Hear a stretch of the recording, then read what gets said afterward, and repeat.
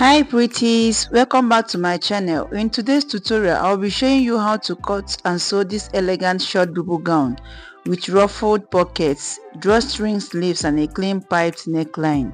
It's stylish, beginner friendly and made using just 2 yards of crepe fabric and a half yard of net fabric for the pocket ruffles. And if you are new here, don't forget to subscribe so you won't miss any of my upcoming tutorials. For my returning subscribers, a big thank you to you all for the massive love. Now let's dive in and get started. I'm starting by folding my fabric into 4 layers with the wrong side facing out.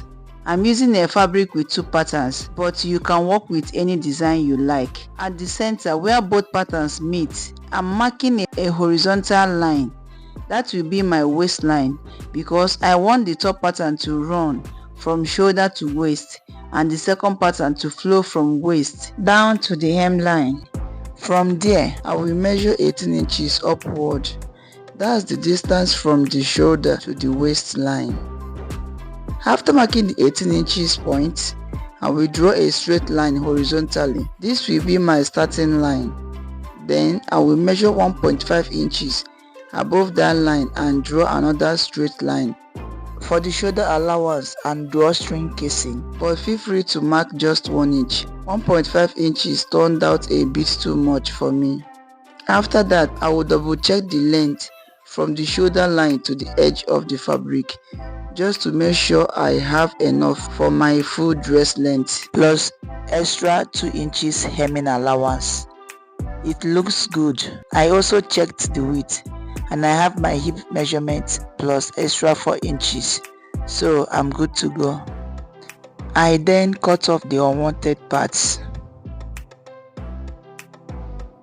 Now on the starting line, I will mark 2.5 inches for my neck width. I'm marking this on the folded edge of the fabric, not on the open side. Then I will come down by 1.5 inches for the back neck depth and connect the neck opening with a smooth curve. For the front neck depth, I will mark 2.5 inches because I plan to add a collar later. Then I connected it to the 2.5 inches neck width that I marked earlier. After that, I will come down by 1.5 inches on the other side for the shoulder slope. Then I will draw a slanted line to connect that point to my neck width of 2.5 inches. Now, the width of this fabric is not enough to contain half of my shoulder measurement plus my sleeve length. So later on, I will be adding some fabric extension to complete the sleeves. But if you are working with a wider fabric or you have extra material, you may not need to do that. All you have to do is divide your shoulder measurement by 2, then add your sleeve length and sleeve hemming allowance. That will give you the full width you need for a proper cut. From the shoulder slope, I measured 10 inches downward for the sleeve opening. At that 10 inch point, I came in by 1 inch to shape the armhole a bit. After that, I measured my full dress length 42 inches and added 2 extra inches for hemming allowance. I marked it and draw a straight line across at that point. Next, I measured what was left after coming in by 1 inch at the sleeve area. Whatever measurement I got there, I marked the same on the hemline. Then I connected from the underarm area down to the hemline with a straight line. As I drew that line, I gently curved the underarm area, just a soft curve so it's not sharp or pointy. That gives a nicer finish.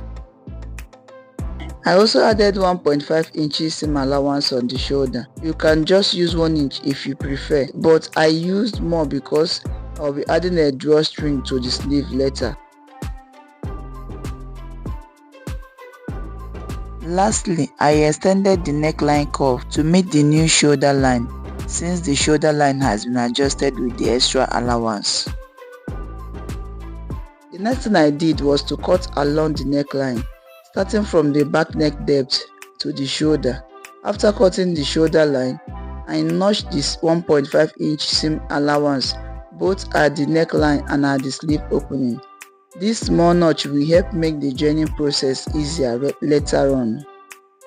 Then I continued cutting from the underarm curve all the way down to the hemline.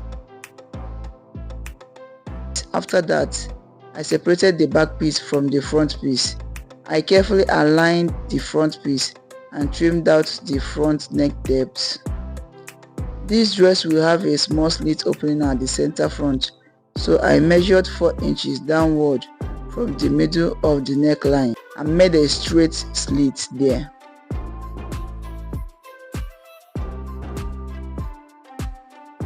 I went ahead to attach a 3-inch wide piece of fabric to each side of the sleeve opening.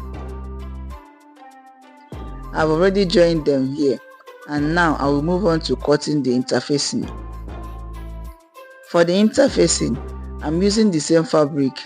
I cut a piece wide enough to cover the entire neckline with some extra inches around, and I folded this interfacing into 2 and placed it underneath the folded front piece.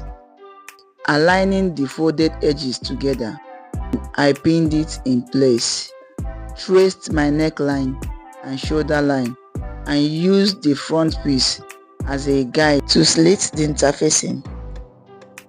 After tracing, I removed the front piece and gave the interfacing the shape I wanted. Now, I will take the front piece again and place the interfacing on it, right side facing each other. Then I will pin only along the slit at the center front and stitch it down. Now, if I wasn't planning to add a collar, what I would normally do is to stitch from one edge of the neckline down through the slit and then back up to the other side of the neckline. But since I'm adding a collar, I will only stitch the front slit for now. Again, if you are not adding a collar, you can repeat this same interfacing process for the back piece. Just cut an interfacing and stitch it around the neckline. But because I will be attaching a collar, I won't be adding any interfacing to the back neck area. After stitching the slit, I will go ahead and hem the sleeves. Please don't join the shoulders yet. Hemming the sleeve opening first will make it easier to attach the drawstring later on. After I was done hemming the sleeves, I notched the curve area of the slit to help it relax better when turned. Then I flipped the interfacing to the wrong side of the front piece and pinned it down neatly. I'll be using hemming gum to hold it in place later. If you're not sure how to use hemming gum to secure your interfacing, don't worry, I've got you covered. I will leave a link on the screen above. In that tutorial, I showed exactly how I use hemming gum to hold the neckline in place. Now let's move on to the next step. I'll move on to the pockets. I already have these 2 pieces of fabric cut out. Each one measures 12 inches in length and 10 inches in width. But feel free to adjust the size, make them longer or wider depending on your preference. I've also gone ahead to fold in half an inch around all the 3 edges using my iron, except for the top edge, which will serve as the pocket opening. For that part, I folded in about 1.5 inches. I will hem the top edge of each pocket, which is the part I folded 1.5 inches for the pocket opening. Once that is done, I will set the pocket aside. I also have a strip of fabric already prepared. This will add a nice decorative touch to the pocket. The strip is 5 inches wide, so it gives me 2.5 inches when folded. For the length, I use the full width of my fabric, which is about 58 inches, but you can adjust this based on your preference. If you would like a more precise fit, you can measure the top edge of your pocket from one end to the other, then multiply that length by 2 and use it as the length of your ruffle strip. For the ruffles, you can either gather or pleat the strip as you sew. but in my case, I folded the edge twice before pleating in my sewing machine. Then pin the ruffles to the wrong side of the pocket.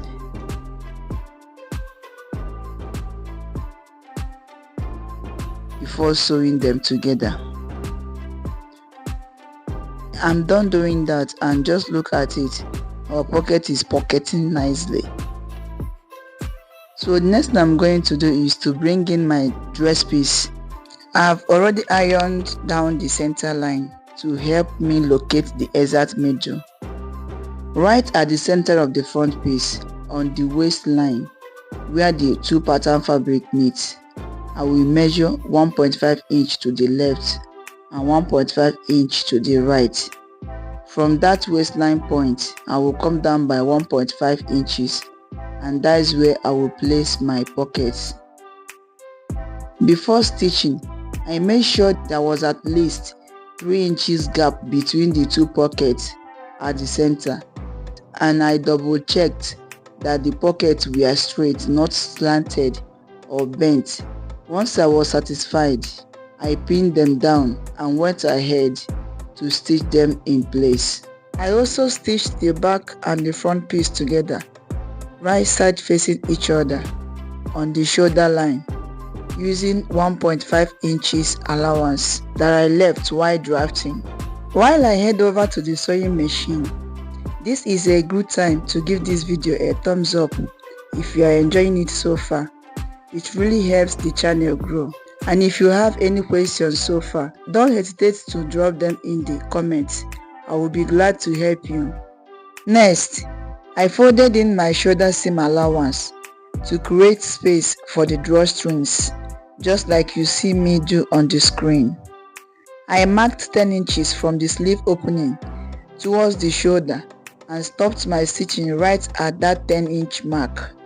I did this on both sleeves. After stitching the pocket and sewing the drawstring channels, I picked up the rope I had already made using the same fabric. I attached a safety pin to one end of the rope and inserted it through the opening at the sleeve. Then I pushed it through until it came out at the 10-inch stopping point. I repeated the same process with a second rope on the same sleeve. I did the exact thing for the other sleeve as well. So in total you will need 4 strings, 2 for each sleeve. There is no fixed size for the length or width of the ropes. Feel free to make them as long or as short as you like. Just make sure they are slim enough to pass through the space we created at the shoulders area. Once all the ropes were in place, I went ahead and top stitched over the shoulder casing, stitching from one end of the rope to the other. I also back stitched once to make it more secure. Now moving on to the neckline. I originally planned to add a collar, but since I didn't have enough fabric, I decided to pipe the neckline instead. So I cut a strip of fabric about 2.5 inches wide. I folded in half an inch along one edge, then placed the strip on my front neckline, right side of the strip facing the wrong side of the dress. I pinned and I stitched them together by half an inch, sewing from one end of the neckline to the other. When I reached the other end, I folded in another half inch on the strip and finished the stitching. I flipped the strip to the front of the dress, folded in the raw edge and top stitched it neatly. That gave the neckline a clean and professional finish. Finally, I shaped the size of the dress by taking in 1 inch on each side, then hemmed the bottom. Later on, I wasn't fully satisfied with the color of the strip I used for my ruffles, so I made a few changes. I carefully removed the pocket and replaced the brown crepe with a black net fabric following the exact same steps I showed you earlier in this tutorial. I also added a small hook and eye at the top of the neckline where I piped, just to give it a little closure. And just like that, our dress is beautifully ready. I hope you enjoyed sewing with me. If you found this video helpful, please don't forget to like the video, leave a comment and subscribe to the channel for more easy and stylish sewing projects. If you have any question or want to share your results, feel free to drop a comment below. I would love to hear from you. Thank you so much for watching, and I'll see you in the next one. Bye for now.